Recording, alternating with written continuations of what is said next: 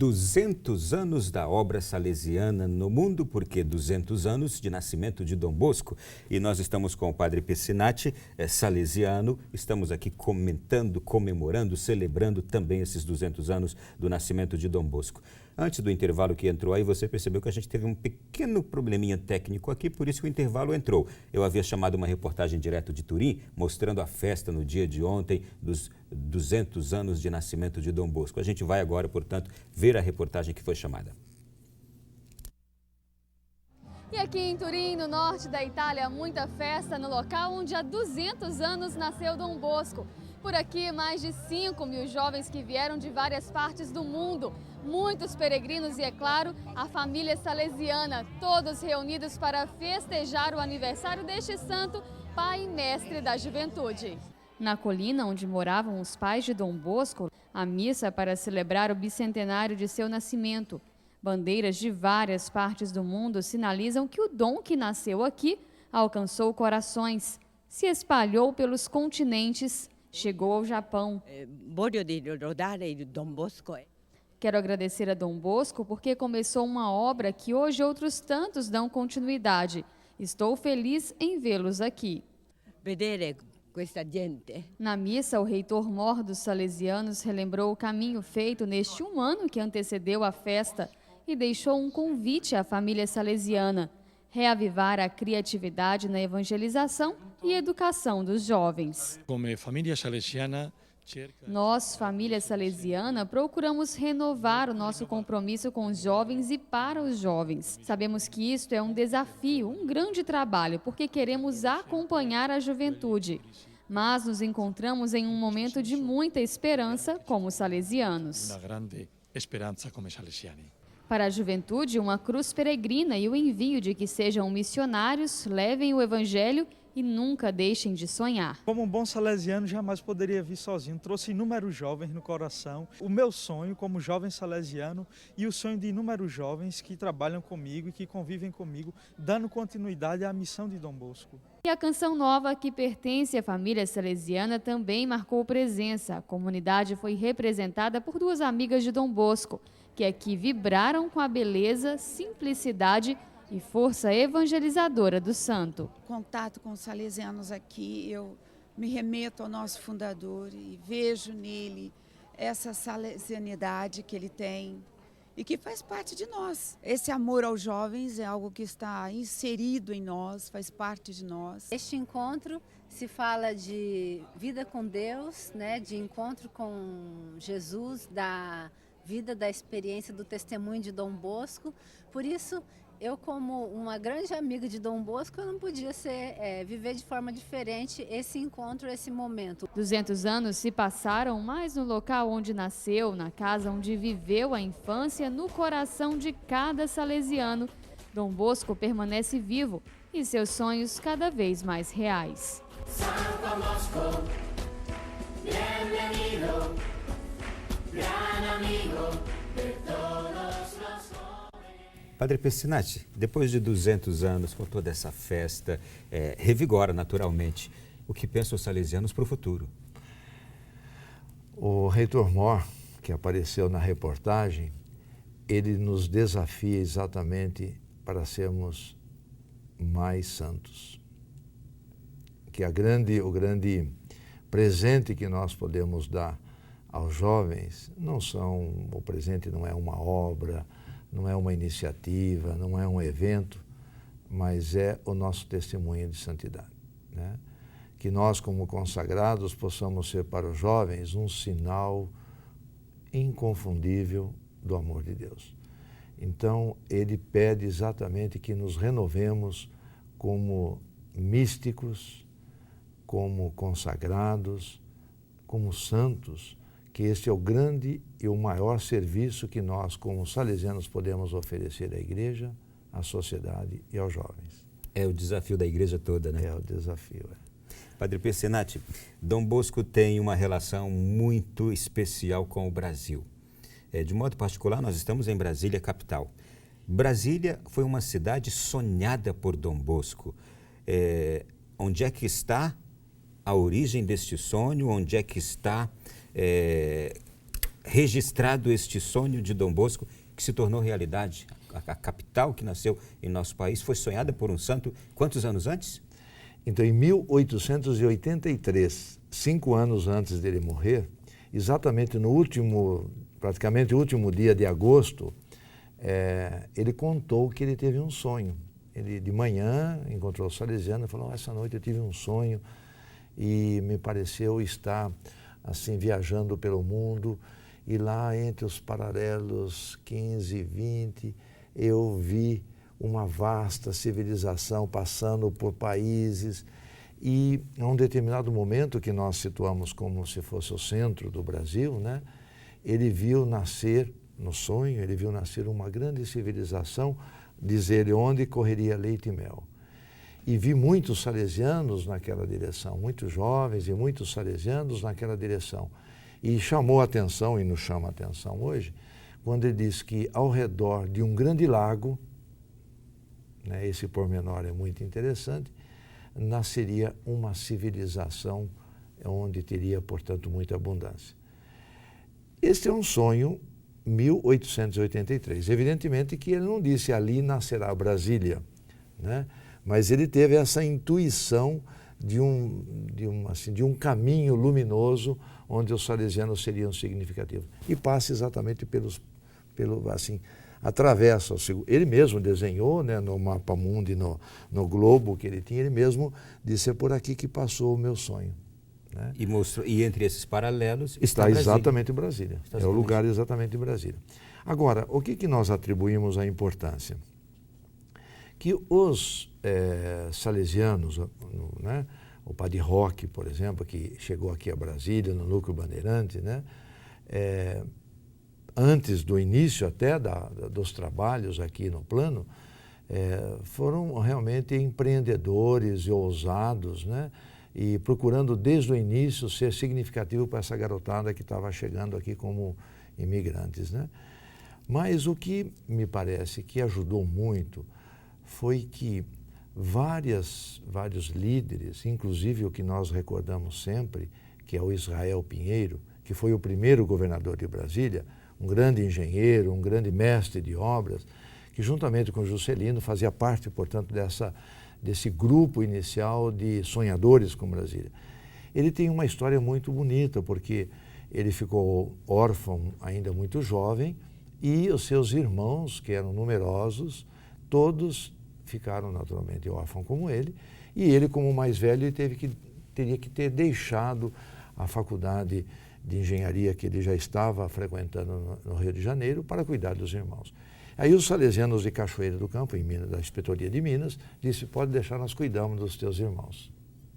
E todos eles foram para essa escola agrícola, escola profissional, que era um internato também à época, e a cada ano se formava um, saía, deixava o internato, e, portanto, a família do Israel Pinheiro se tornou fã de Dom Bosco. Então, aqui em Brasília, onde ele pôde colocar uma pedrinha de Dom Bosco, ele influenciou. E nós sabemos que a ermida Dom Bosco, lá no lago, foi o primeiro monumento, a primeira estrutura de ferro, de cimento, de concreto a ser construída em Brasília. Né? E pelo ano de 58, 59, exatamente porque ele, Israel Pinheiro, quis dizer: aqui nós vamos colocar São João Bosco, e ele foi influenciado também pelos salesianos, estudou este sonho, ele diz: é daqui que Dom Bosco vislumbrou Brasília. Realmente, a gente estando lá na ermida, a gente tem essa visão, que nós chamamos profética, né? Essa visão de Brasília, e alguns guias turísticos até dizem: aqui Dom Bosco dormiu e sonhou com Brasília, né? Mas, na verdade, Dom Bosco não esteve aqui em Brasília, né? Naturalmente, né? E nem ainda bem antes de ser construída. Porém, nós atribuímos a este sonho um valor simbólico, um valor profético, de alguém que vivia pensando no bem da juventude. E ficamos confortavelmente, agradecidos àqueles que intuíram e deram a esta frase mais alegórica de Dom Bosco, atribuíram essa segurança quase que geográfica do sonho de Dom Bosco. E a gente pede a Deus e a intercessão de Dom Bosco que este local de onde manaria leite e mel que mane logo esse leite e este mel para toda a nossa nação brasileira.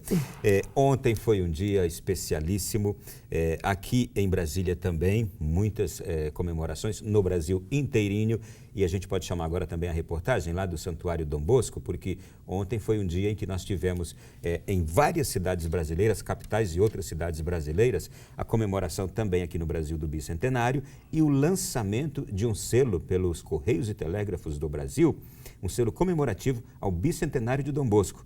Então acompanhe essa reportagem.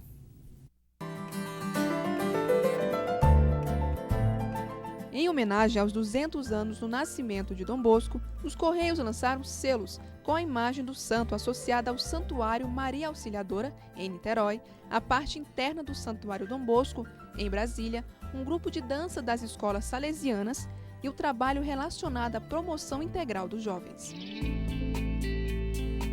São João Bosco, carinhosamente chamado de Dom Bosco, nasceu na Itália no dia 16 de agosto de 1815. Pobre, órfão de pai antes dos 2 anos, desde pequeno sonhava em ser padre.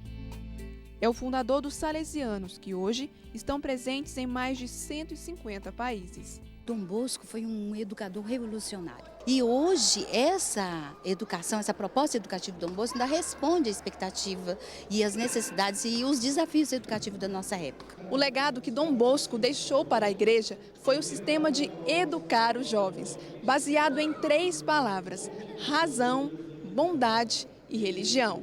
Ele foi aclamado pelo Papa João Paulo II como pai e mestre da juventude. Na celebração, o sacerdote ressaltou o amor e zelo que o santo tinha pela juventude. Aquele que Dom Bosco foi sempre pregando e aconselhando ao seu jovem: faça muitas boas e santas comunhões. Seja jovem e você entrará no reino do céu.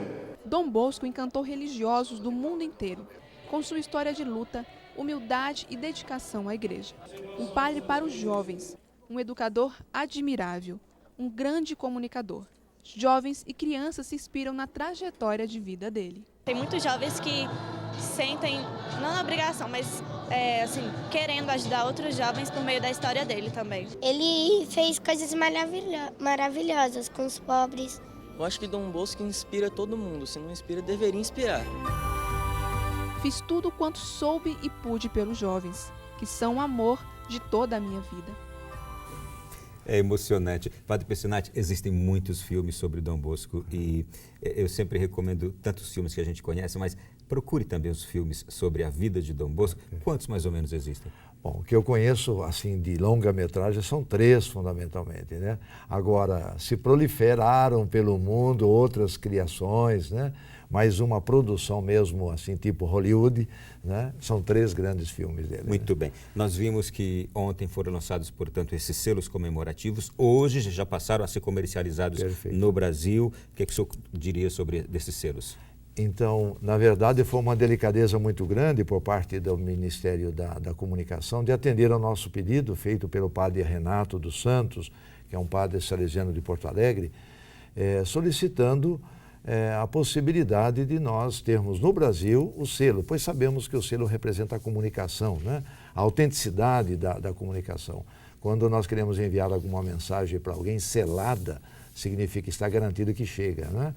E então o selo tem toda essa prerrogativa, essa característica de ser um instrumento legitimador da comunicação. Então nós quisemos sim, e aí foram criados, como a reportagem mostrou, foram criados a cestilha, que são 6 selos que compõem a folha, né, a folha completa do selo.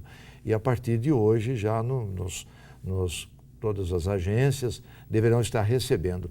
Eu vi a síntese que eles prepararam e lá estava escrito 2.400.000 selos. Puxa que vida. Estão sendo distribuídos pelo Brasil, né? Vale a pena. Eu não vou conseguir ler todas as mensagens que chegaram, mas aqui, olha, vou escolher mais uma. Muito feliz em rever o Padre Pessinati, frequentei o Oratório Pio X em Lorena na década de 80 e início dos anos 90. Fiz grandes amizades e tenho ótimas recordações deste tempo. Tenho 42 anos e trago até hoje em minha vida os princípios de Dom Bosco, amor pela vida e juventude. Obrigado pela oportunidade de conhecer o amor a Deus e a Maria através da obra salesiana. Paulo Papini. Eu aproveito aqui para agradecer ao Padre Pessinati, parabenizá-lo pelo Boletim Salesiano, que traz uma edição especialíssima sobre o bicentenário do nascimento de Dom Bosco, uma rica obra, viu, Padre Pessinati? Agradeço também pelos presentinhos que o senhor nos deu e vou levá-los em mão ao Padre Jonas na semana que vem.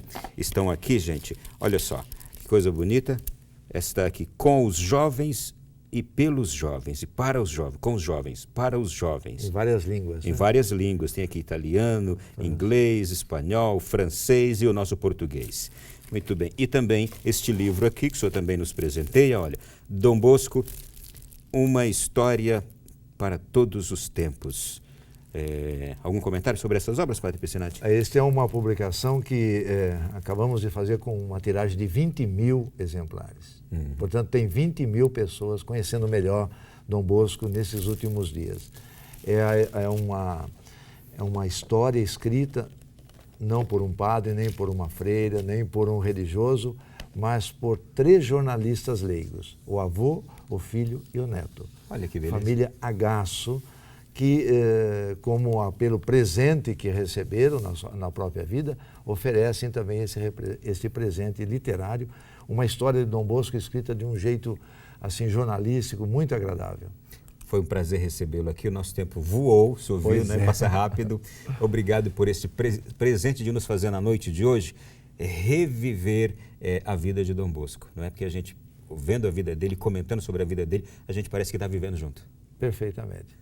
Muito obrigado também por esta ocasião, por esta oportunidade de estar aqui com a Canção Nova e com todo o Brasil, que certamente, a partir de agora, tem a possibilidade de amar mais a Deus do jeito de Dom Bosco. Com certeza. A você que esteve conosco, esse programa pode ser revisto agora na internet. Você pode acessá-lo depois na nossa página no YouTube, também no nosso site. Muito obrigado pela sua companhia. Na semana que vem, voltaremos com outro tema, com certeza, do seu interesse também. Fique com Deus, boa noite, bom sono e bons sonhos com Dom Bosco e como Dom Bosco. Até a próxima semana.